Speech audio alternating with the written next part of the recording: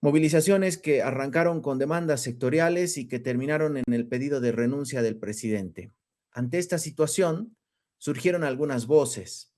Desde el legislativo, el diputado Carlos Alarcón ha presentado un proyecto de ley ha lanzado una propuesta, en todo caso, para que se pueda convocar a un referéndum revocatorio. ¿Es posible ir a un referéndum revocatorio? ¿Acaso el referéndum revocatorio no es solamente para el presidente o para determinada autoridad? ¿Tendrían que ir todos, como plantea el diputado Alarcón? Vamos a intentar entender qué dice nuestro gran contrato social, que es la Constitución Política del Estado. Y para hablar de esto, ¿quién mejor que el abogado constitucionalista Franklin Gutiérrez? Siempre es un placer tenerlo Sí. con nosotros. Doctor Gutiérrez, ¿cómo está? Buenos días. Diego Montaño lo saluda. Diego, es un placer estar nuevamente en tu programa y bueno, dispuestos a eh, informar, orientar sobre la problemática que atraviesa el país.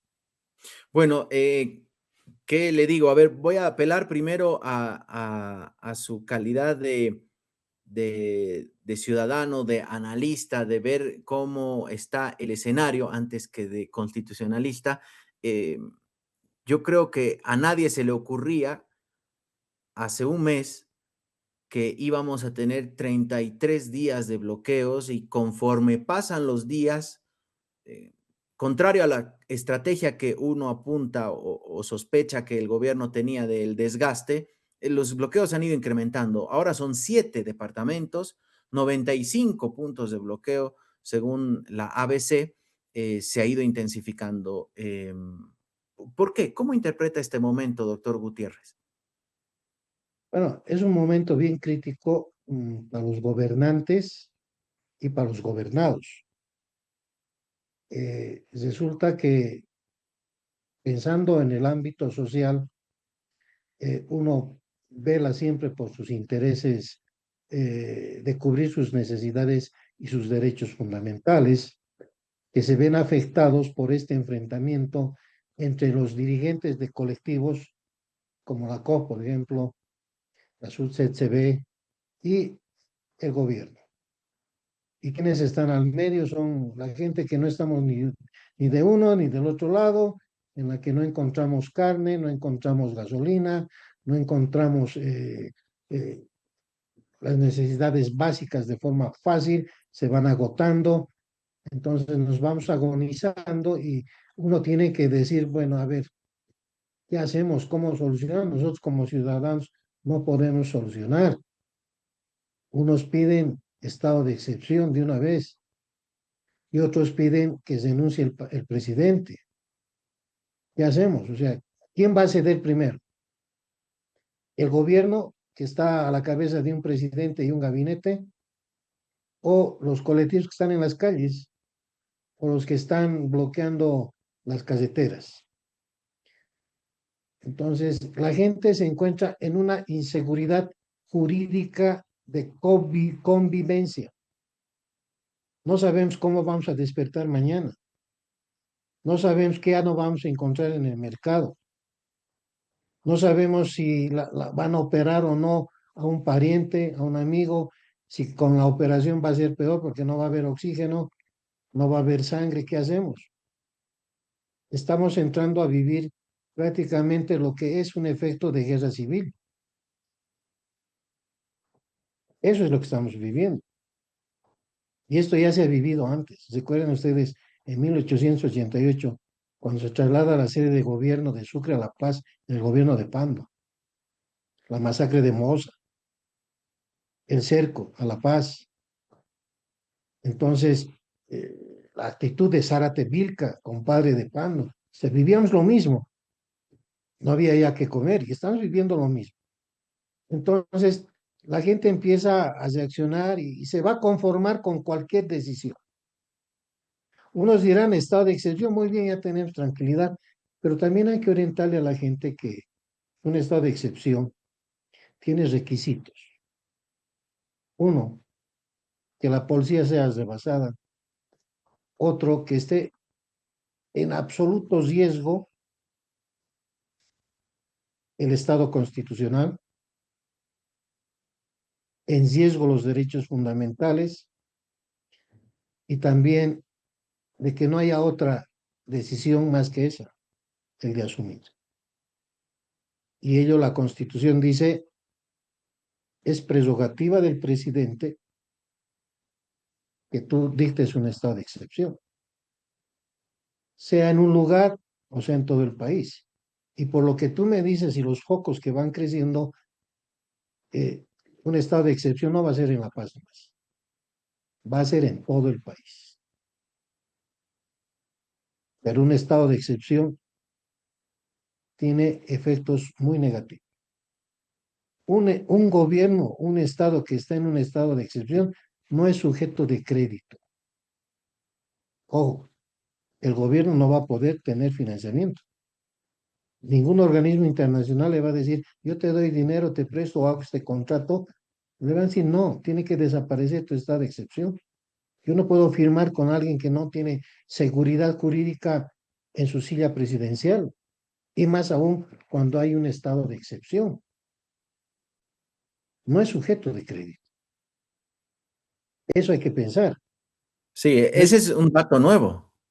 claro, claro, es que acá no va a haber estado de sitio. Bueno, vamos a dictar estado de excepción, ya van a entrar las ambulancias, van a circular todos hasta cierta hora y luego tienen que asilarse en sus casas. No se van a poder reunir, no va a haber protestas. Ahora hay otro problema. El legislativo ha abrogado la ley 1345, pero no ha lanzado otra ley, porque la Constitución dice en el 139 tiene que haber ley que regule la conducta de los gobernantes y de los gobernados. Tiene que poner límites a los abusos. De no existir esta norma, le estamos dando automáticamente poderes extraordinarios al Ejecutivo, al presidente. Y cuando un presidente tiene poderes extraordinarios, ya no estamos viviendo en democracia, es dictadura. Y si no hay Ahora, ley que regule aquello, es estado de excepción, ya no está amparado por la Constitución, es un estado de facto, no eh, sujeto a crédito. pero sin embargo, uno de los proyectistas, el diputado Alarcón, justamente decía, no, no se necesita porque ya hay ahí la Constitución explica cómo se debe hacer un estado de excepción y que en el 240 o 239, no, el 240 es del referéndum revocatorio. En uno de los artículos, 139, 139. 139. No, Gracias. no. 139 decía 72 horas después la asamblea tiene que aceptar o rechazar. Sí, ¿Es así, sí. doctor? Claro, el Ejecutivo, por si acaso, no es sacar un decreto por sacar. El Ejecutivo tiene que presentarnos una prueba fehaciente de decir, yo he identificado 80, como ha dicho el presidente, 80 reclamos y tengo que tener 80 soluciones. Y como no me han hecho caso y he tenido acá tengo la solución a estos conflictos, mi propuesta de solución, no han querido aceptar, no me ha quedado otra que dictar estado de excepción. O sea, por eso la Constitución dice, esa dictación tiene que ser motivada y fundamentada y probada del por qué está ingresando a un estado de excepción. Y esa tesis pasa al legislativo. El legislativo en 72 horas aprueba o desaprueba el estado de excepción. No dice, y más adelante dice, deberá dictar una ley el legislativo. En 72 horas tiene que aprobar, desaprobar y va a ser la ley. Nos van a presentar cualquier ley. Ellos ya deberían tener un proyecto de ley en la mano. Pero eso dice el 139, que debe existir una ley que regule el estado de excepción. No me estoy equivocando, voy a leer, dice, el Ejecutivo rendirá cuentas a la Asamblea Legislativa Plurinacional de los motivos que dieron lugar a la declaración de estado de excepción. O sea, debe rendir cuentas, dar un examen, así como del uso que haya hecho de las facultades conferidas por la Constitución. O sea, vean ustedes, no es dictar ley, tiene que ir a dar un examen al legislativo y presentar su tesis bien documentada.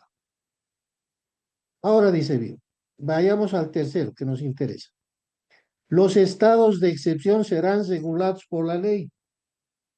Si no hay ley, ¿cómo se va a regular el estado de excepción? Tiene que haber ley. La reserva de ley la tiene el legislativo, pero no creo que ellos se la guarden para el último día, ¿no? Para el último minuto, ahorita vamos a hacer la ley. 72 horas tiene. Si se pasan de las 72 horas, ese estado de excepción ya no sirve. Se debe anular automáticamente. Entonces, vean ustedes, ese es el procedimiento general que da la Constitución, pero el procedimiento específico y reglamentario lo da el 139.3 romano, que dice, necesitas ley, y esa ley no es para el gobernante, sino también para los gobernados. ¿Cómo vamos a salir a las calles nosotros? ¿Con qué seguridad? Si no hay ley. ¿Qué me protege? A los periodistas, a los que opinan en política. ¿Qué garantía tienen que van a salir a caminar y van a volver a sus casas? Y no le podemos dar poderes extraordinarios al Ejecutivo. Eso no está permitido en la Constitución. Por eso, yo creo que el legislativo no debería haber pensado muy bien no derogar la anterior ley, decir, "Ver, que dicta estado de excepción, la aprobamos, desaprobamos, y hay ley, los militares pueden salir". La pregunta ahora es la siguiente. ¿Quiénes pueden emitir un informe técnico, legal y constitucional y estratégico para que el presidente dicte estado de excepción? Tiene un ministro de defensa, tiene un ministro de gobierno, pero que son tal vez las cabezas, pero quienes le pueden decir al presidente y presentar un proyecto estratégico de estado de excepción es el alto mando militar. Para eso hay pues la Escuela de Altos Estudios Nacionales. Yo soy magíster de Altos Estudios Nacionales en Seguridad Interna del Estado. Yo puedo diseñar un programa de estado de excepción con una FODA y con una prospectiva que le diga, en este lugar es peligroso, esto es lo que hay que hacer, ¿y qué presupuesto tenemos para el estado de excepción? ¿Cómo vamos a alimentar a los más de 100 soldados o soldadís que van a estar en las calles o en el área rural? ¿Tenemos presupuesto? ¿Cómo vamos a hacer contención a las reacciones? ¿Cuál es el pueblo más peligroso? ¿Cuál es el lugar que nos puede avasallar? ¿Cuál? O sea, tiene que haber todo un estudio de factibilidad de aplicación de un estado de excepción. Y eso no lo va a hacer su ministro. Eso lo hacen los entendidos y especialistas con título de maestría mínimo en altos estudios nacionales. Ellos son los indicados. Solo así un presidente puede decir, tengo la tesis lista y además tengo las actas de las reuniones que he tenido con estas organizaciones. Y bien documentado, tiene que ir a rendir su examen al legislativo. Y ahí el legislativo va a compartir la responsabilidad si el estado de excepción ha sido la vía más adecuada o ha sido la vía que ocasionó mayores desastres al país. Porque eso puede ameritar al final un juicio de responsabilidades para el presidente y todo su gabinete y también para las cabezas del legislativo. No es nomás levantar la mano. O sea, tienen que asumir una responsabilidad muy seria porque en este momento nadie garantiza que el estado de excepción va a poner fin a este conflicto. Nadie garantiza. Doctor Gutiérrez, eh, vemos que la situación es más compleja de lo que, claro, un ciudadano mortal puede sospechar respecto a un estado de excepción. Y ahí uno podría entender por qué el gobierno hasta ahora no eh, dicta un estado de excepción, pese a que desde el arco político, desde el movimiento cívico, le piden y casi que le exigen que dicte un estado de excepción localizado. Pero quisiera que vayamos por la otra iniciativa, porque que tiene que ver con un posible escenario de salida de esta crisis. El referéndum revocatorio. Si nos vamos a este documento, a este librito, doctor, que obviamente es su especialidad, que todos deberíamos conocer o tener en casa y echarle una ojeada de tanto en tanto, resulta que el artículo 240, que es el que habla del revocatorio de mandato, solo en ese artículo se habla de aquello, dice, toda persona que ejerce un cargo electo podrá ser revocada de su mandato excepto el órgano judicial. Pero en el parágrafo 2 dice, la revocatoria de mandato podrá solicitarse cuando haya transcurrido al menos la mitad del periodo del mandato. Eh, y estamos a 6 meses. ¿Es posible hacer? ¿Cuál sería el camino? ¿Una ley interpretativa? ¿O por dónde tendría que plantearse aquello, doctor Gutiérrez? A ver, podríamos contestar con la siguiente pregunta. ¿Qué parte del artículo no entendemos? Porque si yo leo el artículo y no entiendo, puedo pedir una interpretación al legislativo o al Tribunal Constitucional en todo caso. Pero ahí todo se entiende, dice, ¿quieres revocarle el mandato a un funcionario que ha sido elegido democráticamente? Tienes que esperar que su mandato pase más de la mitad. De lo contrario, no puedes. O sea, es todo claro.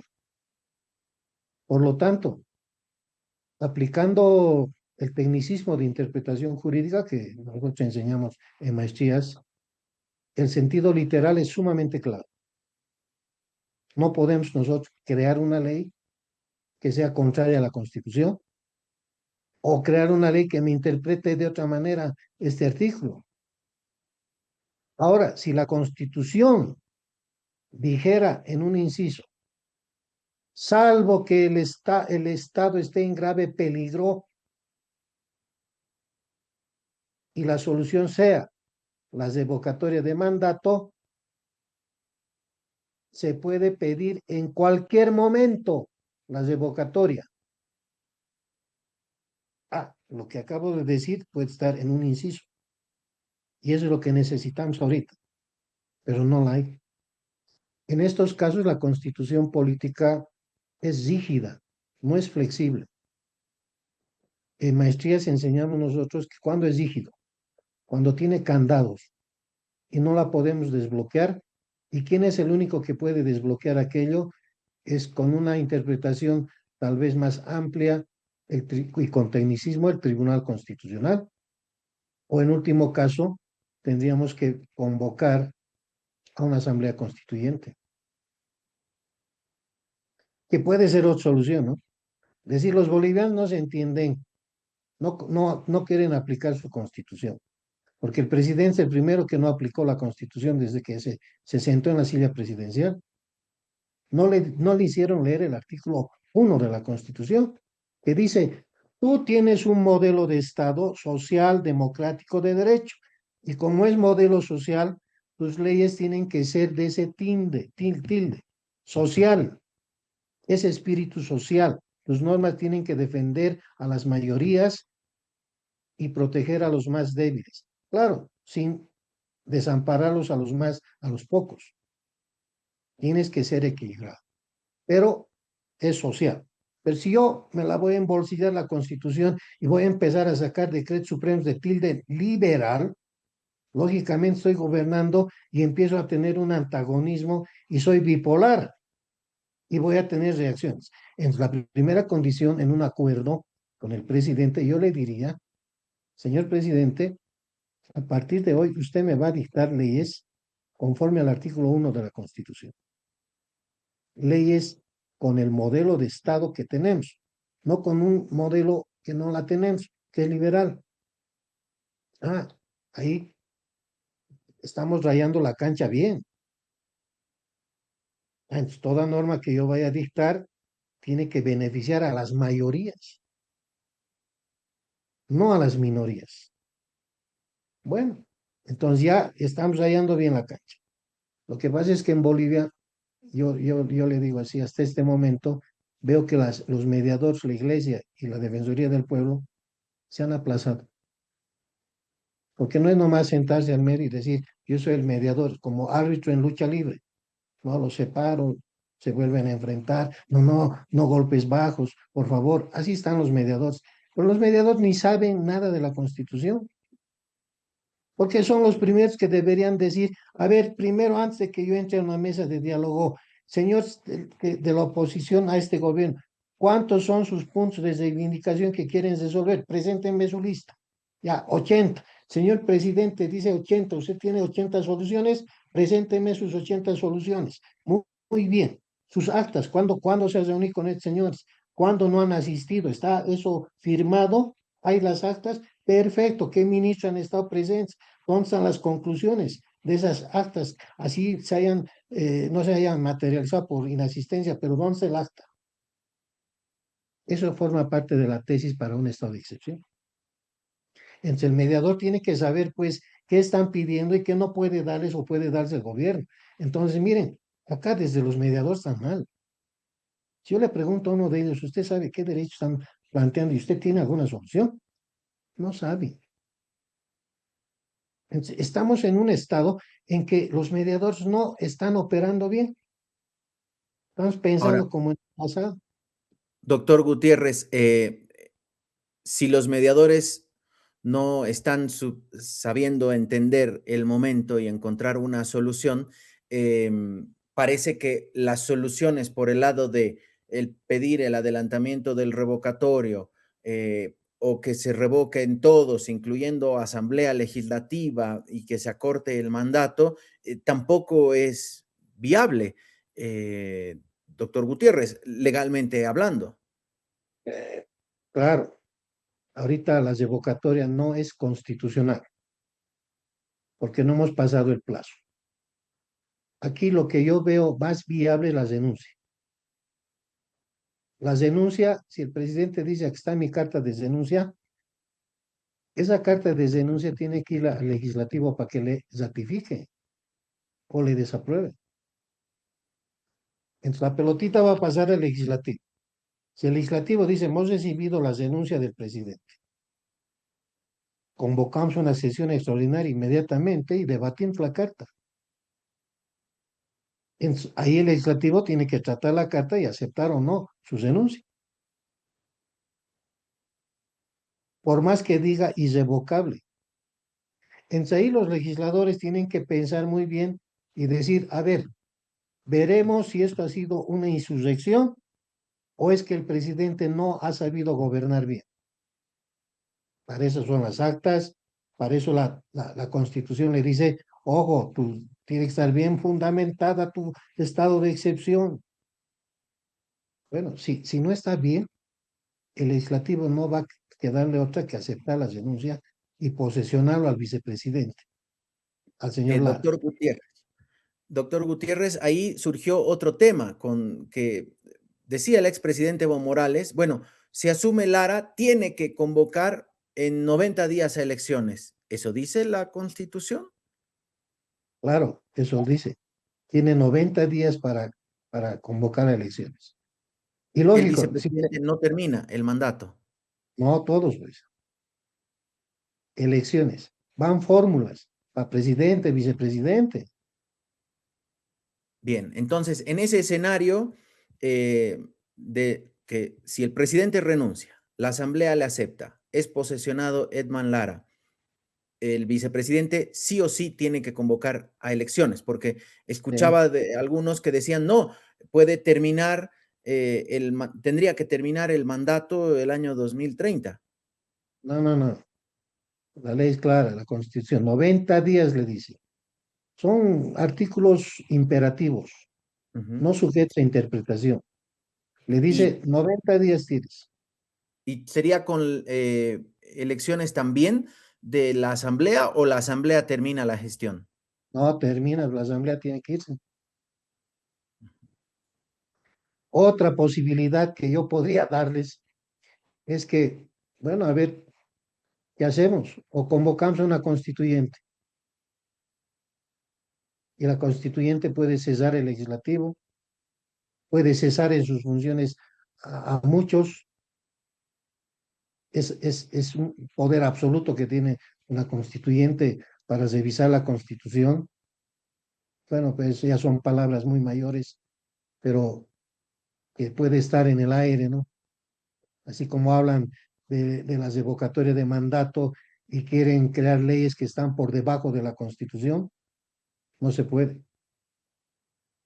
Yo podría debatir con cualquier político que me diga que yo estoy equivocado. Nosotros enseñamos en maestrías todo esto. Entonces, el mundo académico es el que tiene mayor presencia y personalidad para poder interpretar y decirle al ciudadano, no se puede pedir las revocatorias si el presidente no ha culminado la mitad de su mandato.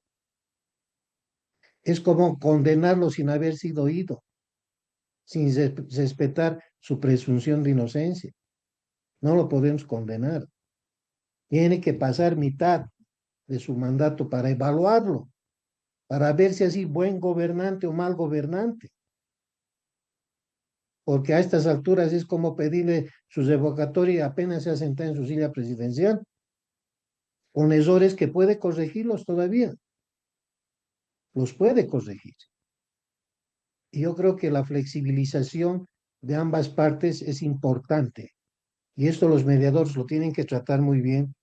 Dos cosas. En una conciliación, todos ganan, todos pierden. O sea, nadie va a querer imponer nada. Otro, la flexibilización.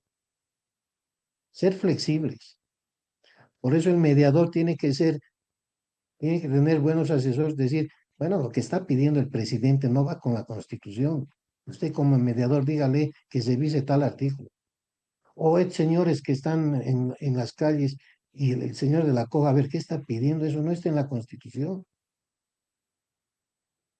Entonces el mediador tiene que manejar muy bien las cosas y decir, bueno, a ver, por favor, su petición está respaldada por la Constitución. Ah, pues, si no estás respaldada, ¿con quién estamos tratando? Con uno que no quiere la democracia en el país o no respeta el Estado constitucional. Y del otro lado, es presidente elegido democráticamente, pero su gobernabilidad es de otro modelo de Estado. Entonces también, señor presidente, tiene que usted corregir eso y gobernar para todos. Entonces, ve, la función del mediador es sumamente importante en este momento. En este momento eso es importante, de lo contrario, acá se están tirando los cabellos todos y nadie se va a entender y esto va a acabar en una grave convulsión social. Llegamos al punto en que uno tiene que ceder. O planteamos arriesgándome con todo estado de excepción o me voy a mi casa, renuncio. Estamos llegando a ese punto y la próxima semana, si no se resuelve con los mediadores, esa va a ser la posición que lo van a rinconar al presidente, le van a decir, dice estado de excepción y te arriesgas a las muertes, Bolivia va a tener reacciones fuertes internacionalmente o renuncias. ¿Qué vas a decidir?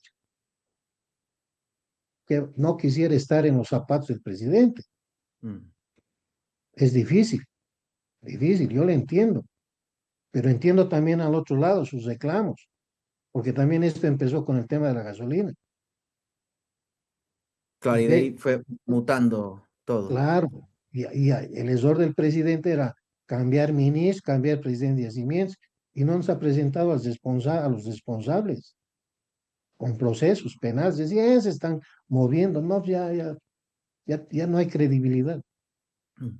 Doctor Gutiérrez, como siempre es un placer conversar con usted. Nos ha clarificado varios puntos que, claro, los analistas, los periodistas, los políticos lanzan como soluciones, pero que, como decía, este librito nos marca las reglas del juego, ¿no? Claro, Así que ahí hay imposibilidades. Gracias, doctor Gutiérrez. Que tenga buen resto de jornada.